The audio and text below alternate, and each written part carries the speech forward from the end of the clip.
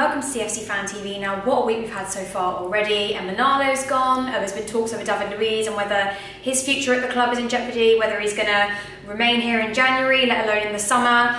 And that sort of leads me on to this video really, because I think over time we're now seeing, players falling out with the manager, the board not giving the manager the players that he wants, so there's a big disconnect there. The board not backing the manager in other ways, the manager not picking the right players, all sorts of things there. But I think if there's anything to go by with Emanalo's departure, that is that the board are backing the manager and all his decisions, much like me and Rory. I, for one, completely back Antonio Conte, although I don't agree with every team that he picks. I think in recent weeks he has got it slightly wrong. I think his method of, how he plays players, whether he, drops the big names if they're not performing well and makes them earn their right to get back into the team, I absolutely love that. And I think a perfect example of how his method is working and how we've seen it work over time is none other than Cesc Fabregas. Now, let's just recap for those of you that haven't watched the David Luiz video on what's happened here. Basically, he was dropped for the Man United game. He didn't feature. He wasn't actually even on the bench because apparently he had a row with Conte, and Conte then, therefore, just dropped him altogether. This has caused a massive rift. David Luiz is clearly not happy about the way he was treated in that situation, although we don't really know what the argument was about, so for all we know it's been a bit of tit for tat and it's not actually as serious as everybody's making out. But I think to not even make the bench in a game like Manchester United, that suggests that something quite serious has happened. Whether or not it's resolved or not, we don't know yet. But David Luiz is obviously, his behaviour has obviously been something that Conte hasn't liked, hasn't agreed with, and therefore has punished him for it.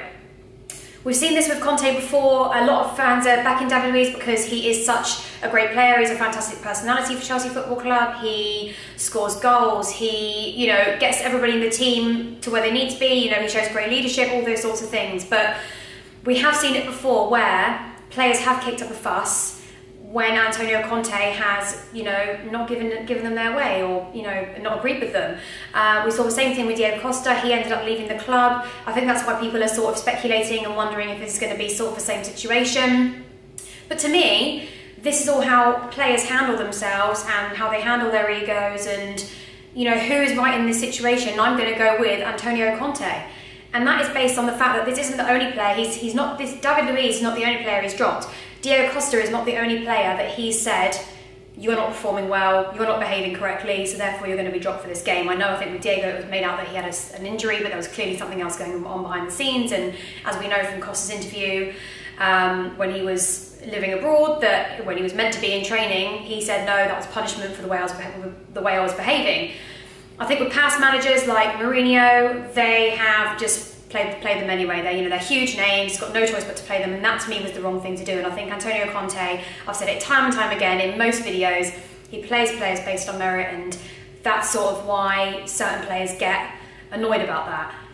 What I would say to the likes of David Luiz that are still at Chelsea Football Club, the way to avoid yourself becoming another Diego Costa is to learn and take a leaf out of the book of Cesc Fabregas.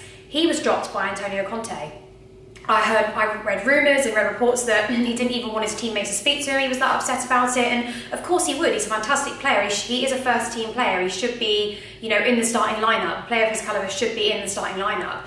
But he was dropped, and I can safely say I've not seen 1 inch of anything like what happened with Diego and Conte. I've not seen any inch of his behaviour reflecting David Luiz at the weekend. I've not seen any of this. I've not seen any major arguments. All I can see as a Cesc Fabregas is a player that's put his head down, put in more work, more effort, remained quiet, done everything he's asked for in training, and he's got back into the team. And as we saw against Manchester United, he was probably the most influential player on the pitch. I think Ray Wilkins, former Chelsea player, said that he thought Fabregas was, the main influence on the pitch. I think when he came off towards the end of the game, that's when sort of Manchester United starts to press. So I think a lot of the credit goes to N'Golo Kante, because having him back allows Fabregas to play further up forward, and that's where I think Fabregas now needs to be. I think he was absolutely fantastic. I think he created like 78 passes, something around those lines, and he really was fantastic. His performances since he's been dropped, for me, have been none other than most of the time 100%, well, nearly 100%. Much better than how he was playing. I think when when he was under Mourinho, Mourinho played him regardless. I think they had I think if I can imagine, they had quite a good relationship, and that's why Mourinho played him over others, because he wasn't getting that sort of the same thing from other players on the team. But that's the wrong thing to do, because I'm not saying they get lazy, but they definitely get a little bit complacent, and your form does drift off, and you think that you can sort of play the 90 minutes and not really perform at your best, or you just, maybe not even by wanting to, but you don't perform as well as you could do. What happened to Cesc Fabregas? I think he handled it in none other than the most professional way. Me and Rory were just discussing it on his podcast this week, King of the Road, so check that out. We went into a bit detailed about it. But I said, Fabregas is just the perfect example of how to handle yourself when you have a problem with the manager, when you don't like something that he's doing. Because the fact of the matter is that you are going to get managers that you, as a player, you're going to get managers that maybe don't like you, or are trying to force you out, or maybe they're just saying on that day, you are not right for this game, you're not going to play. And some players get really, really mad about it. All I can say from Cesc Fabregas is he's been a true professional. He's worked really, really hard to get himself back in the team, and his performances, especially against Manchester United, was so impressive. And it shows what an example he is to other players like David Luiz, who, if I'm being honest, I don't feel like they're handling themselves in the right way. So comment below, do you think David Luiz is handling himself in the wrong way? Do you agree with me that Fabregas is a much better player since being dropped? Yeah, let me know your thoughts, and if you like this video, why don't you subscribe?